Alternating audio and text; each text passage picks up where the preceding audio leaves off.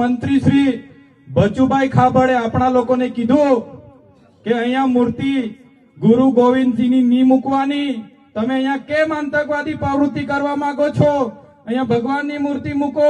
ત્યારે મંત્રીશ્રીને પણ અમે કહેવા માંગીએ છીએ, આ તમારું મનરેગા નથી, આ તમારું ગુજરાત પેટર્ન નથી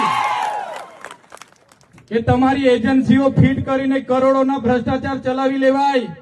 આ અમારા ગુરુ આદરણીય અમારા આદરણીય ગુરુ ગોવિંદજીની પ્રતિમાની સ્થાપના કરવાની છે અને અમે કરીશું। જે દિવસે અમને મૂર્તિ સ્થાપના કરતા તમે રોકશો, ગુજરાત નહીં, રાજસ્થાન, મહારાષ્ટ્ર, મધ્યપ્રદેશ અને ગુજરાતનો આખો આદિવાસી સમાજ ત્યાં ઉમટી જશે। અમે મૂર્તિ પણ મૂકીશું અને તમને બે હાથ જોડતા પણ ત્યાં કરી દઈશું। એ તાકાત આદિવાસી સમાજમાં છે। સાથીઓ, આજે સંવિધાનની હાલત તમે જોઈ લો। દેશના ગૃહમંત્રી અમિત શાહ લોકસભાના સંસદમાં કહે કે આજે તો ફેશન થઈ ગઈ છે આંબેડકર આંબેડકર આંબેડકર કરવાની।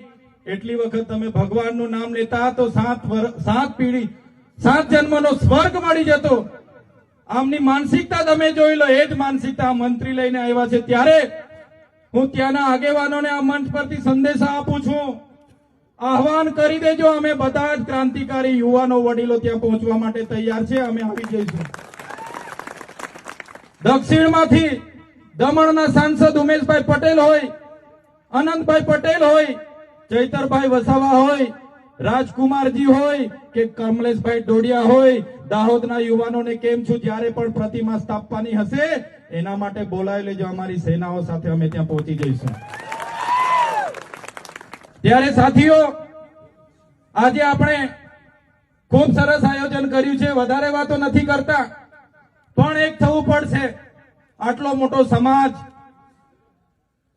આટલી મોટી વસ્તી, આપણો વિસ્તાર, આપણી જમીનો, અને જ્યારે આપણા જ લોકો સાથે આટલા બધા અન્યાયો થાય છે ત્યારે દુઃખ થાય છે। સાથીઓ, આપણે આ દેશના મૂળ માલિકો છે। સિંધુ ખીણની સંસ્કૃતિ એ આપણી સભ્યતા છે। જ્યારે આ સંસ્કૃતિ આ પૃથ્વી પર જ્યારે કોઈ નતું તે વખતનો અનાદિકાળથી આપણે વસનારા આદિવાસીઓ છે। ધર્મપૂર્વી આપણી સંસ્કૃતિ છે। આ સંસ્કૃતિ સભ્યતા આપણે બચાવવી પડશે। સાથીઓ, જ્યાં પણ જરૂર લાગશે, આજે અમે અહીંયા આમંત્રણ મળીને આવ્યા છે। અમે કોઈ પાર્ટીના ધારાસભ્ય તરીકે નથી આવ્યા, અમે આદિવાસી સમાજના ધારાસભ્ય તરીકે આવ્યા છે। આદિવાસી બચાવવાની કોઈ પણ ઝુંબેશ હશે ત્યાં અમારું આમંત્રણ હશે, અમે પહોંચી જઈશું। એ સંદેશા સાથે ઘણા સાથી મિત્રો, સાથી આગેવાનો, કોઈ પણ પક્ષ પાર્ટીના હોય પણ બધા જ અહીંયા ઉપસ્થિત થયેલા છે। ત્યારે ફરી એકવાર બધાનો આભાર માનું છું। આયોજન સમિતિનો પણ આભાર માનું છું।